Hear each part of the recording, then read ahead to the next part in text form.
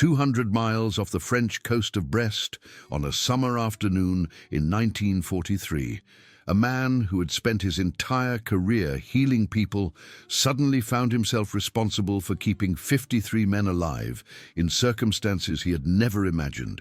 Marine Stabsarzt Dr. Paul Pfaffinger had joined the Kriegsmarine to practice medicine, not to fight battles. His knowledge of naval combat tactics could fit on a prescription pad. Yet there he stood on the conning tower of U-441, watching 3 Royal Air Force Beaufighters emerge from the haze like vengeful angels, their wing-mounted cannons already chattering death toward his position. The date was July 12th. The attack lasted perhaps 90 seconds, though those who survived would remember it as an eternity compressed into heartbeats. Pfaffinger watched his commanding officer, Kapitänleutnant Klaus Hartmann, struck down by hot metal fragments, crimson spreading across the grey steel deck plates. Around him men were falling, the experienced bridge watch, the officers who knew how to fight a submarine, the veterans who could have ordered the emergency dive that might have saved them. All were being cut down by that merciless fire from above. No klaxon sounded. No order came to flood the ballast tanks and drive the boat beneath the protective sea. In those crucial seconds when action meant survival, there was only chaos and blood and the screaming of wounded men. When the Beaufighters finally climbed away, their ammunition exhausted, Pfaffinger took stock of what remained. 10 men dead, 13 wounded, including every officer aboard who might have assumed command. The submarine was crippled, leaking, barely controllable. And between their present position and the safety of a French port lay 200 miles of ocean patrolled by aircraft that could find them, could kill them, could end their voyage at any moment. What Pfaffinger accomplished in the next 31 hours would become legendary among U-boat survivors. But his emergency command represented more than one man's courage under fire. It symbolized the complete transformation of submarine warfare that had occurred in the preceding months, a shift so profound that it had converted the hunters of the Atlantic into hunted prey, stalked by an enemy they could not see until the moment of attack. The transformation had been swift, brutal, and nearly absolute. Consider the mathematics of survival. 4 months earlier, in February of 1943, German submarine commanders still possessed a reasonable expectation of detecting approaching aircraft with sufficient warning to escape. Their METOX radar receivers could pick up the emissions from Allied patrol aircraft, providing precious minutes to crash dive before the enemy arrived overhead. The doctrine was simple and effective. 4 lookouts maintained constant watch. Detection equipment monitored for radar signals. When danger appeared, whether spotted visually at extreme range or detected electronically, the submarine dove. The entire crew had practiced this maneuver until it became instinctive. From the first alarm to submergence took 20 to 30 seconds on a well-trained boat. Within 35 seconds, they could reach 25 meters depth, safely below the effective range of most aerial weapons. That comfortable margin of safety had evaporated by July. Aircraft appeared overhead without warning, their radar emissions invisible to German detection equipment, their approach masked by speed and altitude until visual contact occurred at lethal range. The window between detection and destruction, once measured in minutes, had compressed to mere seconds. For U-boat crews, the interval between the first sighting of an enemy aircraft and the detonation of depth charges had become the slimmest possible margin between continued existence and violent death. The statistical record tells a story more devastating than any individual tragedy. During 1942, German submarines had achieved results that brought Britain's supply lines to the breaking point. They sank 1,094 merchant vessels, representing 7.8 million tons of shipping sent to the bottom of the Atlantic. This industrial-scale slaughter cost the Kriegsmarine only 87 submarines, an exchange ratio that favored Germany so dramatically that British planners genuinely feared defeat. One more year of such losses, they calculated, and Britain would starve. 12 months later, everything had reversed.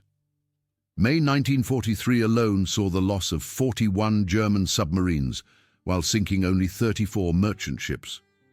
The exchange ratio that had threatened to win Germany the war had inverted completely. Admiral Karl Dönitz, the mastermind behind Germany's submarine campaign, acknowledged reality on May 24, 1943, when he ordered his boats withdrawn from the North Atlantic.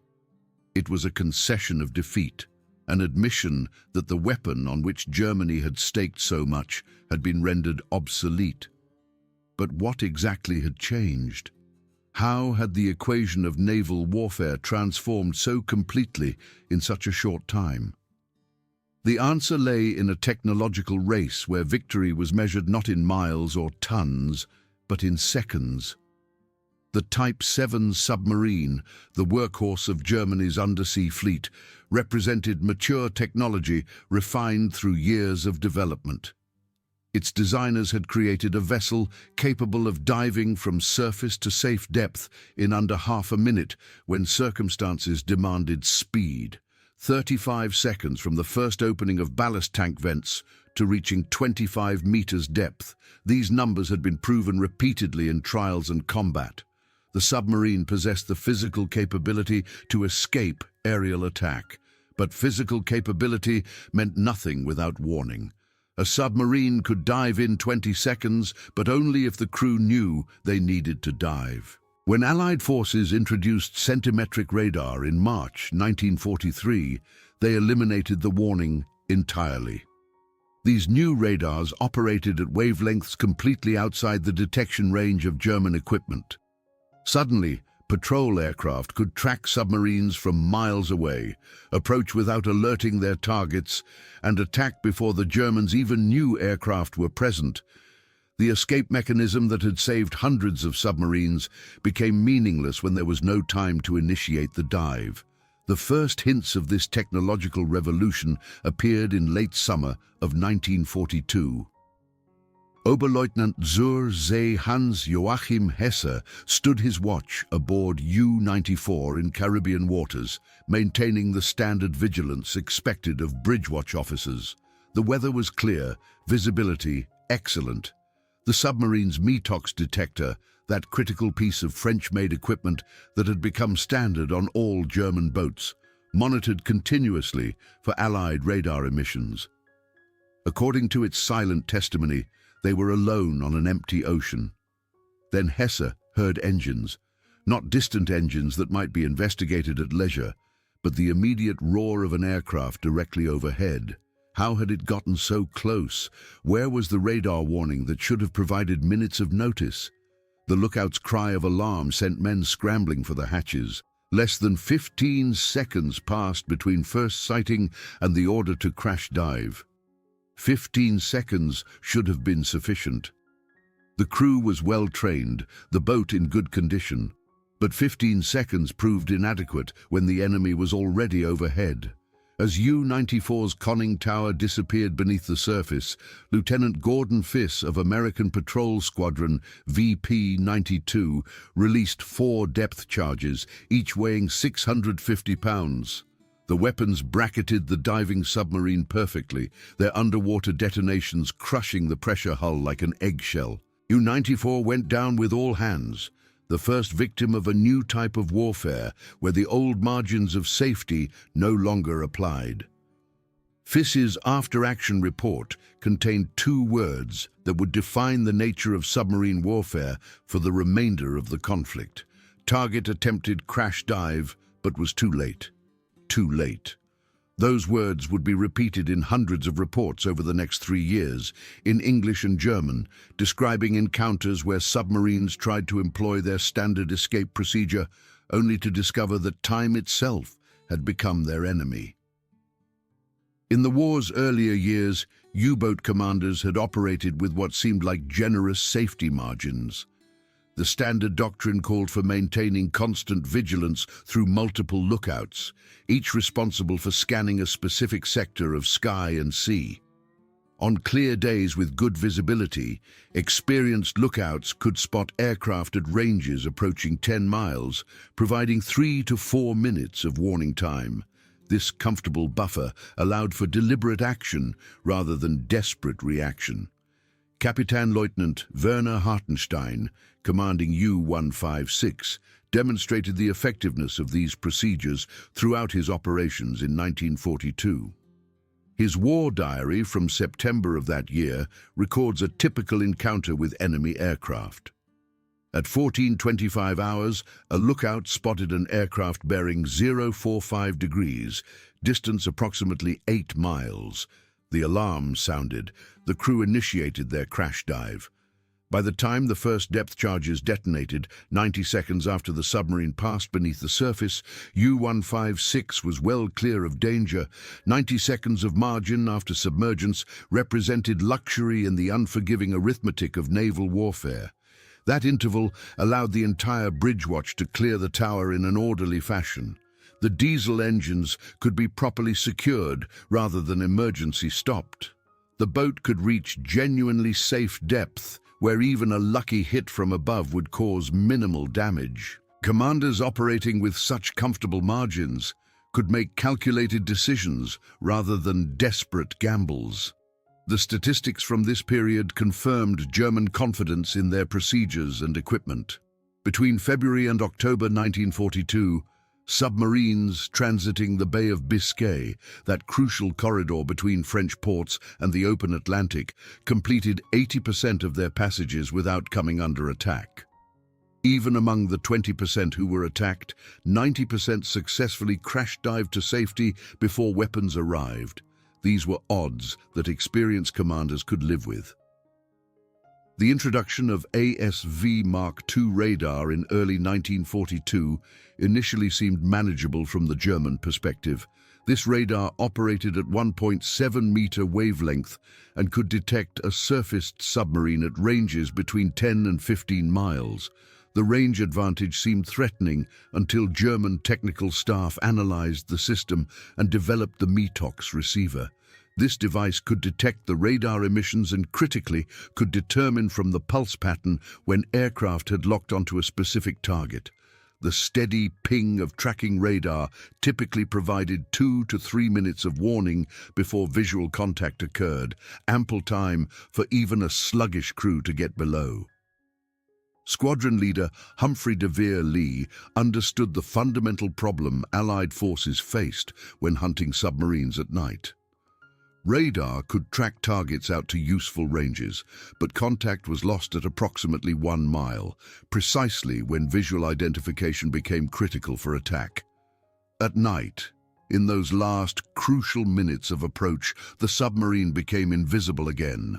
The crew would hear engines in the darkness, sound the alarm, and crash dive to safety, while the aircraft circled uselessly overhead, unable to visually acquire its target for weapon release. Lee's solution demonstrated the elegant simplicity of effective military innovation.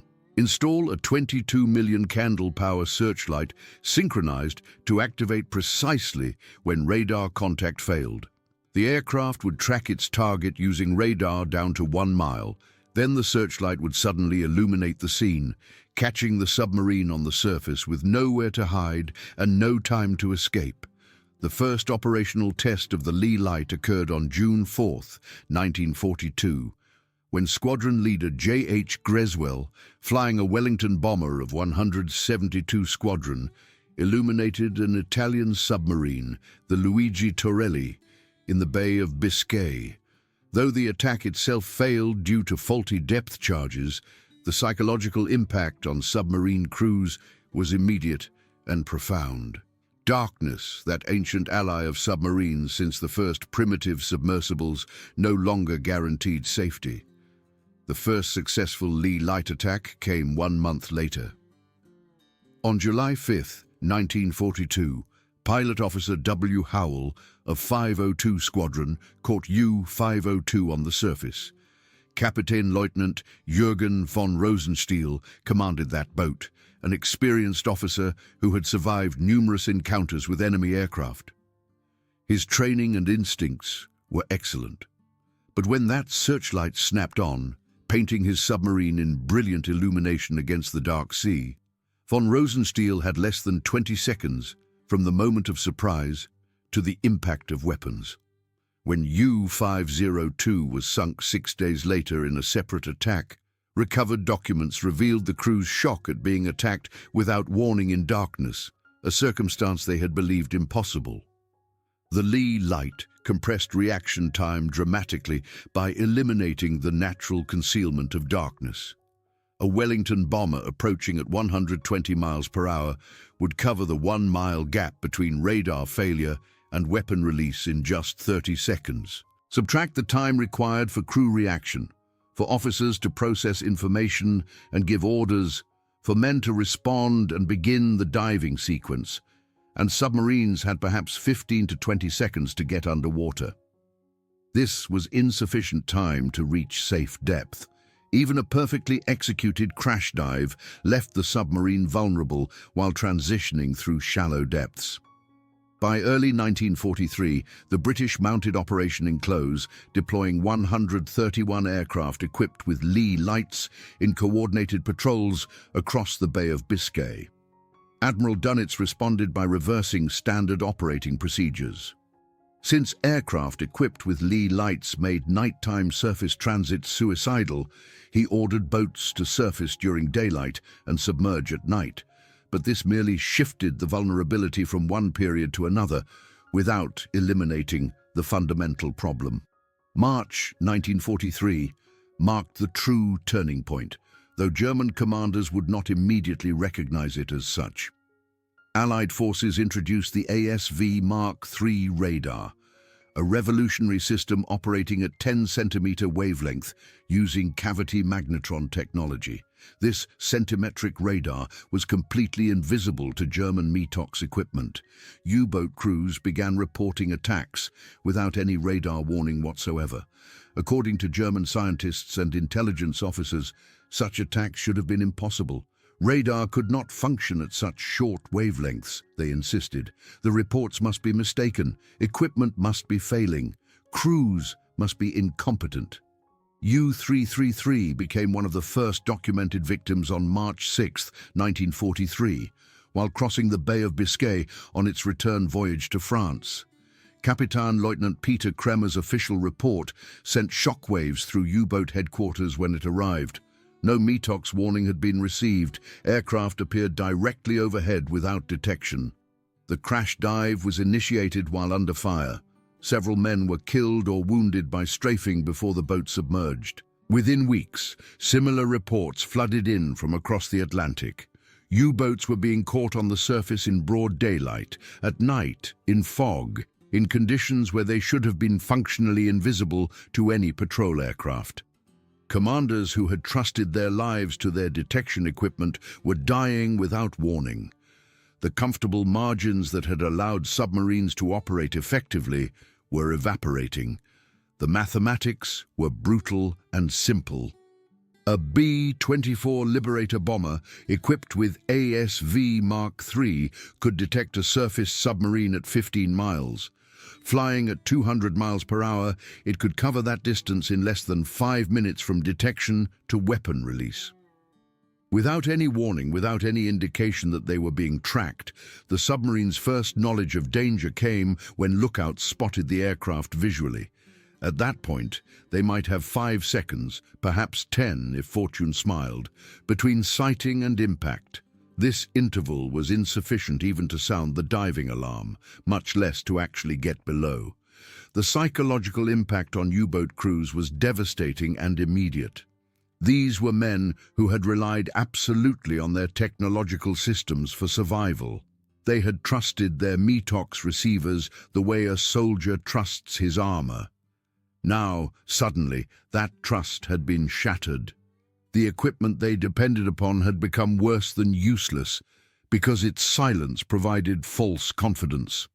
Some commanders began ordering random crash dives at irregular intervals, hoping to avoid being caught on the surface by pure chance. It was a desperate measure that consumed battery power at unsustainable rates while providing no real security. By May 1943, the Bay of Biscay had acquired a new name among submarine crews.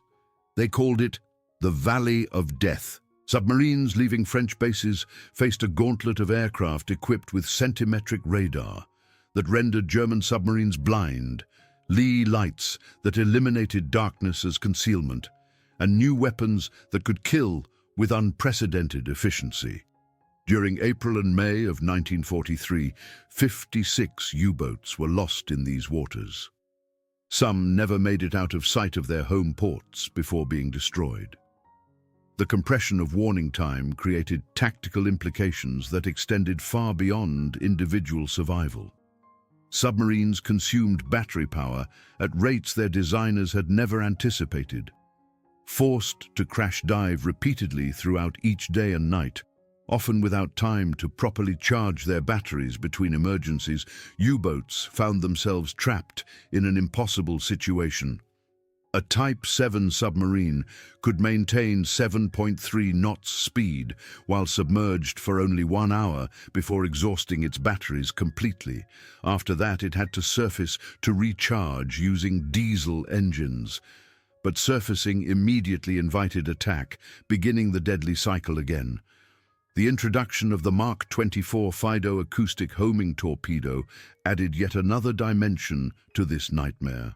These weapons could be dropped from as low as 200 feet altitude at speeds up to 120 knots. Once in the water, the 680-pound torpedo executed circular search patterns while listening for the 24 kilohertz acoustic signature produced by submarine propellers. The Fido achieved a 22% success rate compared to 9% for conventional depth charges. Between May 1943 and the war's conclusion, these weapons would sink 37 submarines and damage 18 more. Particularly terrifying was the Fido's ability to attack submarines that had successfully crash-dived beyond the effective range of conventional weapons. Even escape beneath the surface no longer guaranteed safety. German attempts to restore technological balance consistently arrived too late or proved inadequate. The Naxos radar detector, introduced in September 1943, could theoretically detect centimetric radar emissions. But its maximum detection range was only 5 to 8 kilometers, providing insufficient warning when aircraft approached at 300 kilometers per hour. Moreover, the Naxos device's delicate construction frequently failed under combat conditions, leaving crews with a piece of equipment they could not trust. The Schnorkel, adopted from captured Dutch submarine designs and deployed operationally in early 1944, offered a partial solution by allowing submarines to operate diesel engines while remaining submerged. But this innovation came with severe limitations that prevented it from truly solving the fundamental problem. Maximum speed while using the Schnorkel was reduced to 6 knots. The diesel exhaust created a visible plume that could be spotted from aircraft. Most critically, the noise generated by engines running in the confined space of the Schnorkel tube made acoustic detection of approaching aircraft impossible. Submarines using Schnorkels were deaf to air attack until visual contact occurred. In a fit of desperation that revealed how completely the technological balance had shifted, Admiral Dönitz issued an order on April 27, 1943, that U-boats should remain on the surface and fight it out with attacking aircraft rather than dive. Selected Type 7 submarines were converted into what were designated U-flak boats, equipped with enhanced anti-aircraft armament. U-441's experience on that July day demonstrated the complete futility of this approach. When 3 Beaufighters coordinated their attack, overwhelming the submarine's defenses despite its enhanced weaponry, the result was catastrophic. 10 men died, 13 were wounded. Dr. Pfaffinger found himself commanding a vessel he barely understood, nursing it home through waters where death might arrive at any second. Initially, U-boat crews refused to accept that their technological advantage had completely vanished. When U-333 reported being attacked without radar warning in March, other commanders dismissed it as equipment failure or crew error. Professional pride and ingrained confidence in German technical superiority made it difficult to accept that the enemy had achieved such a dramatic breakthrough. The German scientific establishment's insistence that radar could not operate at wavelengths shorter than 50 centimeters reinforced this denial. Admiral Dönitz himself initially rejected reports of undetectable radar as impossible or exaggerated. His war diary entries from April 1943 reveal deep skepticism about crew reports, suggesting that men were making excuses for their own failures of vigilance. This denial at the highest levels of command proved costly. Commanders who should have been adapting their tactics to a new reality continued operating as if METOX provided adequate warning. U-175, U-192 and U-273 were all lost in April 1943, while their crews maintained confidence in detection equipment that had become obsolete. As losses mounted through spring and summer, even the most optimistic commanders could no longer deny reality. The order to fight aircraft on the surface represented a fundamental break with decades of submarine doctrine, an acknowledgement that the traditional dive-to-escape response no longer worked.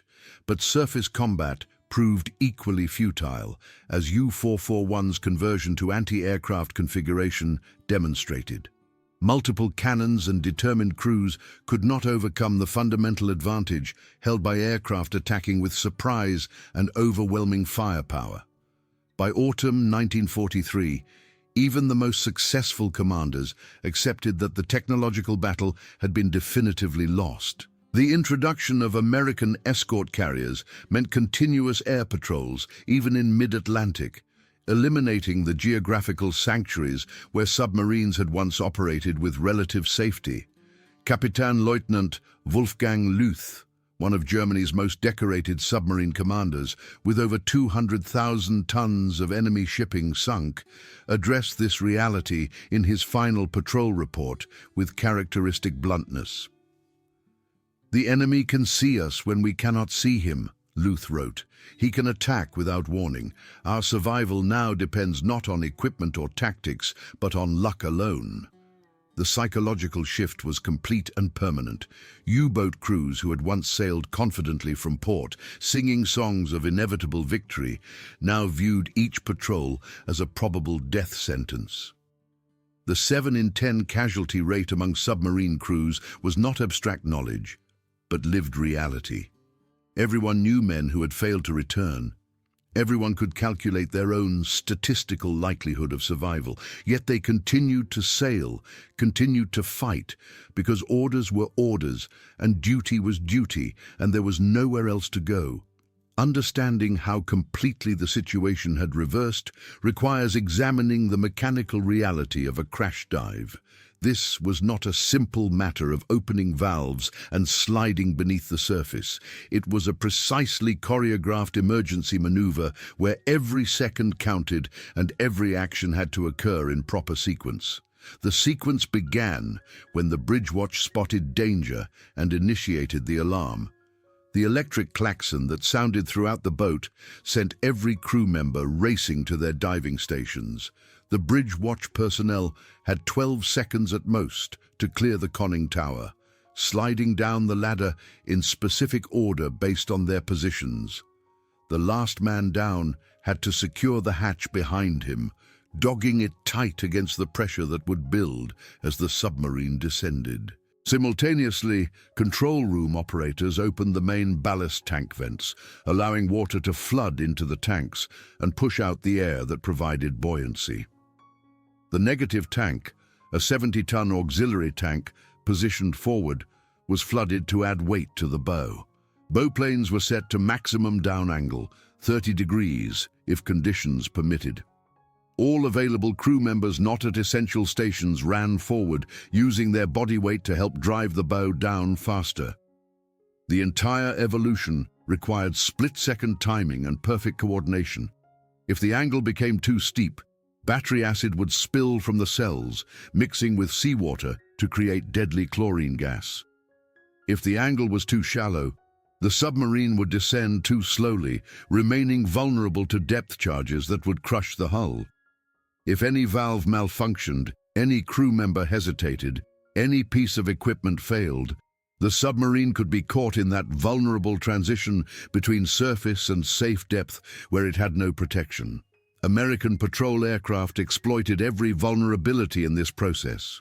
The ASV Mark III radar operated at 9.1 GHz frequency, with a wavelength of 3.2 centimeters, making it completely invisible to German detection equipment operating at longer wavelengths. Detection range in calm seas reached 15 miles, giving aircraft crews enormous tactical advantage. The Lee light produced 50 million candle power when triggered, automatically activating when radar range decreased to 1 mile. This combination gave submarines less than 25 seconds from illumination to weapons impact, insufficient time to complete a crash dive under any circumstances. The attack on U-758 on June 8, 1943, demonstrated the new reality with brutal clarity. After reporting the position of convoy GUS-9 south of the Azores, U-758 came under immediate attack from aircraft launched from USS Bogue. The submarine remained on the surface for over 30 minutes under continuous assault. Crew members manned anti-aircraft guns while others prepared for emergency dive.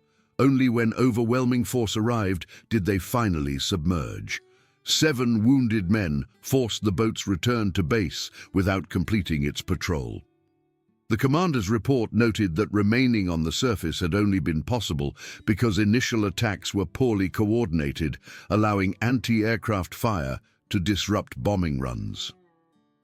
On October 20, 1943, U-256 came under attack from aircraft launched from USS Block Island. After an unsuccessful crash dive attempt, Captain Lieutenant Wilhelm Brauel was killed and several crew members wounded. The submarine's war diary recorded the crew's shock at being caught without any warning, despite having functioning detection equipment. This pattern repeated across dozens of engagements. Submarines with operational METOX receivers and alert lookouts were being destroyed because the radar tracking them operated at wavelengths their equipment could not detect. The mutual destruction of U-571 and an Australian Sunderland on January 28, 1944, illustrated just how compressed the time frame had become. Flight Lieutenant R.D. Lucas detected U-571 on radar at 12 miles range. He achieved complete surprise by approaching through cloud cover, emerging at only 800 yards distance. This gave U-571 approximately 18 seconds before weapon release. As the submarine's conning tower disappeared beneath the surface, the Sunderland's port wing struck the submarine's jumping wire, the cable strung between periscopes to deflect obstacles. Both vessels were lost with heavy casualties. 52 men from U-571 perished, 11 crew members from the Sunderland died. It was a Pyrrhic victory that illustrated how technological advantage could be maintained even at the cost of the attacker's destruction. The decisive turning point came during what submarine veterans would remember as Black May of 1943. The Kriegsmarine lost 41 submarines in a single month. The battle around convoy ONS-5 demonstrated the utter impossibility of successful operations under the new conditions. Between May 4th and 6th, 17 U-boats attacked this convoy in coordinated Wolfpack tactics. 6 submarines were sunk. 11 were damaged, some so severely they could barely limp back to port. And despite this massive concentration of force, despite the sacrifice of so many boats and men, not a single merchant ship was lost. The statistics from this battle revealed complete reversal of earlier conditions. Average warning time before air attack had fallen to 8 seconds. Only 31% of attempted crash dives succeeded in getting the submarine below before weapons arrived. Not one U-boat managed to execute a successful torpedo attack against the merchant vessels they were supposed to be hunting. The hunters had become the hunted, and the hunt had become a massacre. Admiral Donitz's diary entry for May 24, 1943, conceded defeat with stark honesty. The enemy's new location devices and weapons have torn our sole offensive weapon from our hands, he wrote. The submarine war must be withdrawn until new weapons restore the balance. But those new weapons would never arrive. German technology could not catch up to the Allied lead. The war would continue for 2 more years, but the submarine force would never again threaten Allied supply lines as it had in 1942. U-boat operations after May 1943 became exercises in survival rather than offensive warfare.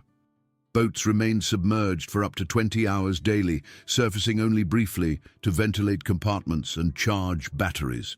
Even these brief surface periods, conducted at night with maximum vigilance, invited immediate attack. Submarines that had once proudly hunted across vast expanses of ocean now crept through it underwater, blind and slow and vulnerable. The introduction of the schnorkel in 1944 eliminated the absolute need for full surface operations, but created new vulnerabilities that partially offset its benefits.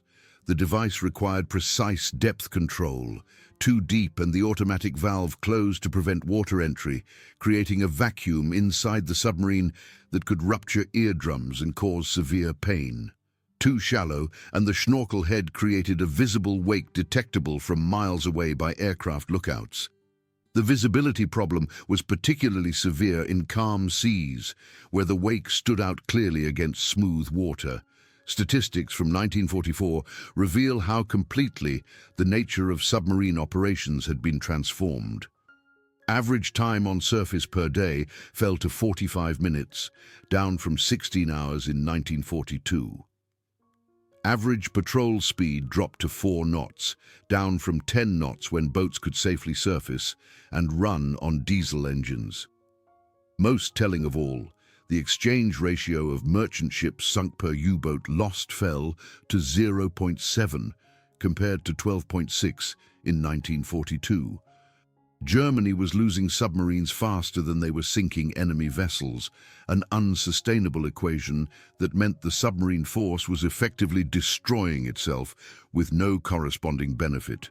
The compression of the crash dive window had strategic implications that extended far beyond individual losses or tactical defeats. U-boats could no longer coordinate wolfpack attacks that required multiple submarines to maintain contact with convoys over extended periods. Commerce raiding became impossible when submarines spent most of their time submerged at minimal speed. The entire strategic concept that had nearly won Germany the Battle of the Atlantic had been rendered obsolete by technological change that measured its impact in seconds. American patrol squadrons evolved from amateur submarine hunters into efficient killers through systematic training and continuous technological advancement. At Naval Air Station Jacksonville, Florida, crews practiced attacks on actual submarines operating under realistic conditions. Every mock attack was filmed and critiqued in detail. Crews that took more than 35 seconds from sighting to weapon release failed the exercise and repeated it until they met the standard. This systematic approach to training created crews who could execute attacks with machine-like precision. By late 1943, American patrol squadrons achieved 1 U-boat kill for approximately every 40 attack sorties, compared to 1 kill per 200 sorties in 1942. This 5-fold improvement in efficiency resulted from better training, improved equipment, and accumulated tactical experience. The introduction of escort carriers brought air power to mid-ocean areas that land-based aircraft could not reach. USS Bogues Air Group alone sank 13 submarines in 2 years of operations. These small carriers proved that air power could be projected anywhere in the Atlantic, eliminating the geographical sanctuaries where U-boats had once operated with relative safety. Lieutenant Commander Robert Hopgood, who helped establish American anti-submarine doctrine, described the evolution in stark terms.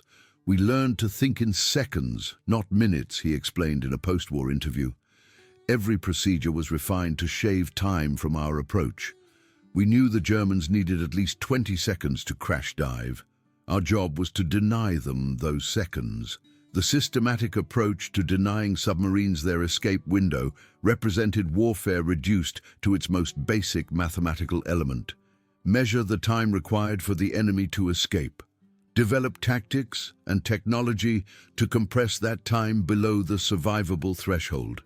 Execute those tactics with relentless consistency until the enemy is destroyed. VPB-110 became the first American squadron to employ Lee lights operationally in the Pacific Theater on January 10, 1945. They perfected a psychological warfare technique called the false engine approach. During the final run, they would throttle back their engines to create the illusion of greater distance, then suddenly increase power for the final attack. This technique proved devastatingly effective against submarine crews already traumatized by months of attacks without warning.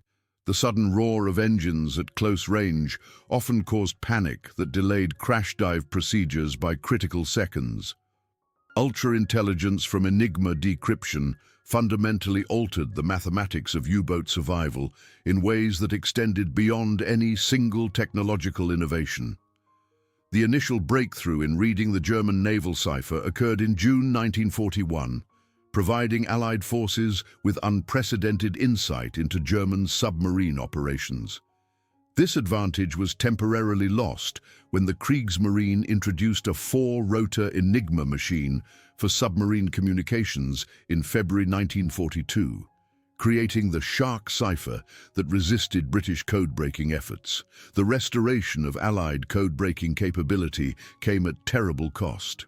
On October 30, 1942, HMS Petard depth-charged U-559 in the Mediterranean, forcing it to surface with crew abandoning ship.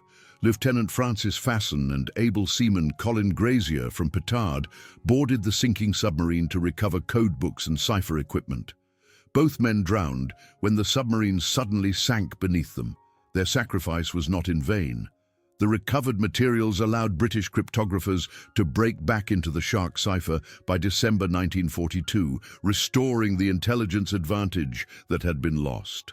The statistics reveal Ultra's devastating impact on submarine operations. 73% of U-boats were intercepted while transiting to patrol areas when Ultra intelligence was available, compared to 21% without such intelligence. Average time from a submarine's position report to air attack fell to 4 hours when its location was known through decryption.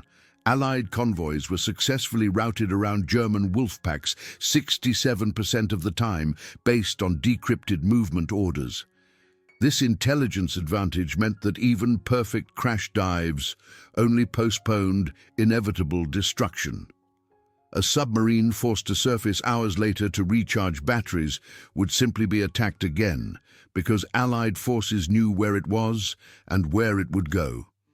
The combination of technological superiority and intelligence penetration created a situation where German submarines operated blind while their enemies could see everything. The complete reversal becomes clear when comparing operational statistics across the war's progression. In 1942, with German advantage firmly established, 250 U-boats operated offensively. They sank 1,094 Allied merchant ships. 87 submarines were lost.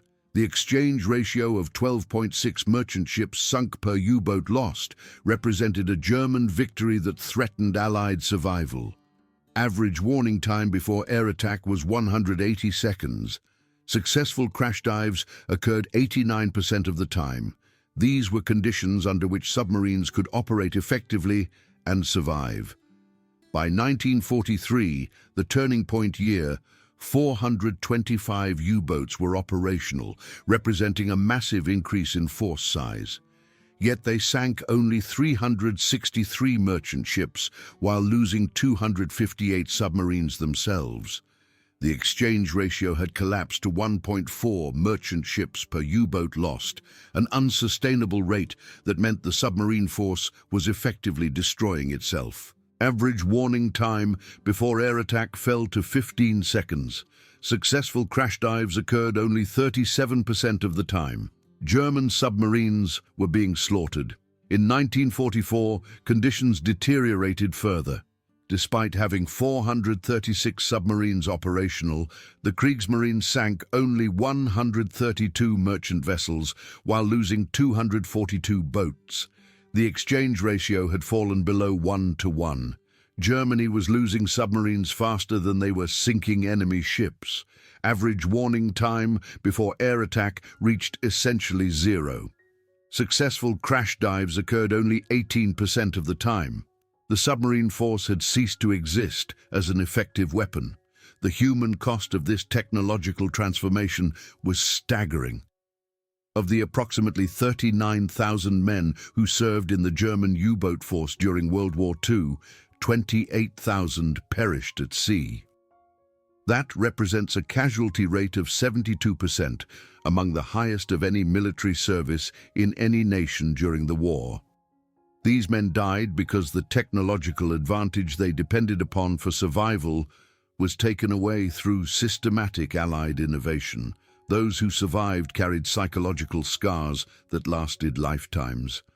Many U-boat veterans suffered what would later be recognized as post-traumatic stress disorder, though no such diagnosis existed at the time. They experienced recurring nightmares of aircraft attacks, of diving alarms, of depth charges exploding around their helpless submarine. Some would start violently at sudden noises for the rest of their lives, their nervous systems permanently calibrated to react to threats that existed only in memory. Heinrich Lehmann Willenbrock, who commanded U-96 through the brutal years of 1941 and 1942, survived the war and tried to build a normal life afterward. In a 1978 interview, he described the psychological aftermath. "For years after the war ended, I would wake at night hearing the diving alarm," he said. "My body would tense, preparing to run forward and add my weight to the dive. Then I would remember I was in my bed in Hamburg, safe, and the alarm existed only in my mind. But the fear was real. The fear never left." Many veterans struggled to explain their experiences to families who had not lived through the particular hell of submarine warfare. How could you describe to someone the absolute terror of hearing aircraft engines overhead when you knew your detection equipment was useless? How could you convey the helplessness of being trapped in a steel tube while depth charges exploded around you? The isolation of the submarine experience, the inability to flee or surrender or seek help, created trauma that defied description. Reinhard Hardigan, who commanded U-123 during spectacularly successful operations off the American coast in early 1942, found that his wartime achievements meant nothing in the face of post-war reality. "We went from being hunters to hunted in mere months," he reflected at a reunion of U-boat veterans in 1985. "The technology that had protected us, that to disappear beneath the waves in seconds, was taken away. When those seconds were gone, we were simply targets waiting to be destroyed." No amount of courage or skill could compensate for that fundamental loss. Peter Kremer, who survived the war after commanding several submarines including U-333, wrote in his memoirs about the psychological impact of technological obsolescence. "We had trained for years," he noted.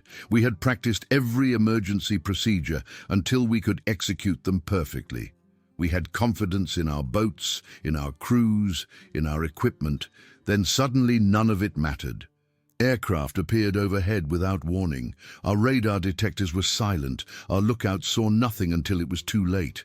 We died not because we were incompetent or cowardly, but because the enemy had developed technology that made our defenses irrelevant." Dr. Paul Faffinger, whose emergency command of U-441 on July 12, 1943 saved most of his crew, became a respected physician in Hamburg after the war. In a 1976 interview conducted for a German television documentary about submarine warfare, he reflected on that desperate day. "I saved more lives in those 31 hours getting the boat home than in my entire medical career," he said. "We had perhaps 5 seconds warning when those bow fighters attacked. 5 seconds between life and death. I sometimes wonder if those 5 seconds were luck, or if some lookout was extraordinarily alert. Either way, 5 seconds was all that stood between survival and destruction." The reunion of U-boat veterans in Munich in 1985 brought together survivors from across Germany, men who had shared experiences that few others could understand. They spoke of lost comrades, of boats that never returned, of the strange guilt that came from surviving when so many had died. They discussed how the war had transformed from a contest they believed they could win into a technological nightmare where death arrived without warning and survival depended more on chance than skill. The lessons of the U-boat experience extend far beyond historical interest. Modern military planners study this technological transformation as a case study in how quickly dominance can be lost. Current military systems depend on technological margins as narrow as those crucial seconds that meant life or death for submarine crews. Stealth aircraft rely on radar-absorbing materials and designs to remain invisible to enemy detection. But stealth represents a temporary advantage, just as the U-boat's ability to crash dive represented temporary advantage. Any system dependent on a narrow margin for survival faces the same fundamental vulnerability that destroyed the German submarine force. Contemporary submarines, though far more sophisticated than their World War II predecessors, face their own technological threats. Satellite surveillance continues to improve, offering the possibility of detecting submarines even when submerged through various methods. Autonomous underwater vehicles could patrol choke points and transit routes, waiting to detect and track submarines. Advances in signal processing and sensor technology might make the oceans increasingly transparent, eliminating the concealment that submarines depend upon for survival. The fundamental lesson remains constant across technological generations and types of warfare. Technological advantages are temporary. Any system that depends on a narrow time margin for survival is inherently vulnerable to innovation that eliminates that margin. Military superiority based primarily on technology rather than on fundamental strategic or tactical advantages can evaporate with shocking speed when the enemy develops effective countermeasures. The last surviving Type 7 U-boat, designated U-995, now sits as a memorial at the Labo Naval Memorial near Kiel, Germany. Visitors can walk through the cramped compartments where men once lived and fought and died. They can stand in the control room where officers ordered crash dives, in the cramped crew quarters where men slept between watches, on the deck where lookouts scanned for aircraft that could arrive without warning and destroy them in seconds. A plaque near the conning tower memorializes the 28,000 German submariners who perished at sea during World War II. The number represents not just individual deaths, but the complete destruction of a military force through technological obsolescence. These men died not because they lacked courage or skill, but because the narrow margin of time they depended upon for survival was systematically eliminated by enemy innovation. The story of the German U-boat's crash dive window represents one of military history's clearest demonstrations of how technology determines warfare outcomes. Between 1942 and 1943, Allied innovations compressed German reaction time from comfortable minutes to desperate seconds to nothing at all. When centimetric radar eliminated warning entirely in March 1943, The U-boat force effectively ceased to exist as an offensive weapon capable of threatening Allied supply lines. The human stories within this technological revolution illuminate the true cost of modern warfare. Dr. Paul Faffinger, navigating a shattered submarine home after assuming emergency command he never trained for. Crews manning anti-aircraft guns against overwhelming air power because orders demanded they fight rather than dive. The mutual destruction of U-571 and its Australian attacker, where technological advantage was maintained even at the cost of the attacker's life. These moments reveal how technology transforms individual courage into statistical inevitability. Strategic implications extended far beyond individual encounters between submarines and aircraft. When the escape window closed completely, it took with it Germany's only realistic hope of strangling the Allied supply lines that sustained Britain and enabled the eventual invasion of Europe. The Battle of the Atlantic, which Churchill identified as the dominating factor throughout the war, the one campaign that truly could have lost Britain the war, was decided not by seamanship or courage or tactical brilliance, but by the compression of time through technological advancement. U-boats entered the war with a reliable escape mechanism, the crash dive that could save them from aerial attack within a comfortable margin of safety.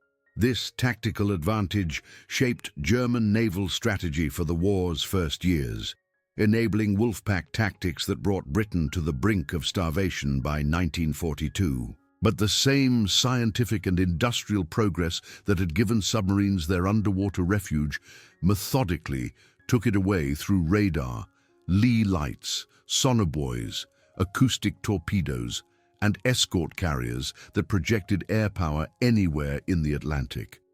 For the men who lived through this technological revolution, those disappearing seconds defined everything about their experience and survival.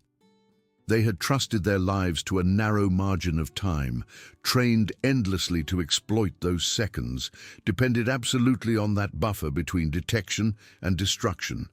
Then they watched that margin systematically vanish.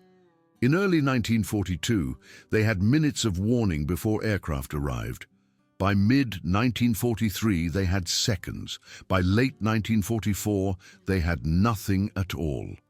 The Battle of the Atlantic was won in laboratories and factories as much as on the ocean itself.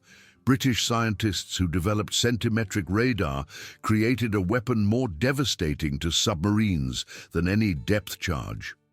American workers who built thousands of patrol aircraft provided the platform to deliver that technology across millions of square miles of ocean. Allied intelligence officers who broke German codes eliminated the uncertainty that might have allowed submarines to evade concentrated air patrols. Together, these efforts collectively and methodically eliminated the U-boat's escape window. Their victory was methodical rather than dramatic, technological rather than heroic in the traditional sense. It emerged from systematic innovation and industrial capacity rather than from individual acts of extraordinary courage, though such acts certainly occurred. Yet the human element persisted even within this technological struggle. American air crews dropping life rafts to German survivors they had just depth-charged demonstrated that humanity could survive even in mechanized warfare. U-boat crews remaining at their posts despite hopeless odds showed that duty and courage transcended rational calculation of survival probability. The U-boat force that entered World War II as Germany's elite naval unit, confident in their technological superiority and ability to disappear beneath the waves whenever danger threatened, ended the war as a shattered remnant of its former strength. Of every 10 young men who sailed from French ports singing songs of inevitable victory in 1942, 7 would never return home. They died because technology stole the seconds they needed to survive, because their escape mechanism was rendered obsolete, because the margin of safety they trusted absolutely was eliminated by enemy innovation. Modern nuclear submarines never surface in hostile waters, making the crash dive effectively obsolete as a tactical maneuver. Yet these sophisticated vessels face their own technological vulnerabilities that may one day prove as devastating as centimetric radar was to their World War II predecessors. Satellite surveillance grows ever more capable. Underwater sensor networks become more sensitive and widespread. Autonomous vehicles offer the possibility of persistent tracking without risking human lives. These innovations may one day compress survival margins for submarines, just as radar and aircraft compressed those margins for U-boats between 1942 and 1945. The ghosts of U-boat crews who died believing they had seconds to spare, who trusted their detection equipment and their training, and their to crash dive to safety, serve as permanent warning to all who place absolute faith in technological advantages. In the brutal arithmetic of technological warfare, yesterday's comfortable safety margin becomes today's vulnerability, and today's decisive advantage transforms into tomorrow's fatal weakness with shocking speed. The final irony stands stark and undeniable. The most successful submarine force in naval history up to that point was destroyed, not by superior seamanship, not by greater courage, not by tactical or strategic brilliance, but by the elimination of less than 1 minute of warning time. Those seconds, counted desperately by lookouts scanning the horizon, measured precisely by engineers calculating dive times, lost irrevocably to technological advancement, determined the fate of nations and the lives of tens of thousands of men. The story of the 45-second crash dive serves as eternal reminder that in warfare, as in all human endeavors, nothing remains permanent except change itself. The German submarine force learned this fundamental truth at terrible cost. 28,000 lives were lost when their margin of safety compressed from minutes to seconds to nothing. Their sacrifice stands as testament to an immutable reality of technological warfare. The seconds you count on today will not be available tomorrow, and the margin you trust absolutely will be eliminated by an enemy who thinks in terms of how to deny you that very margin you depend upon for survival.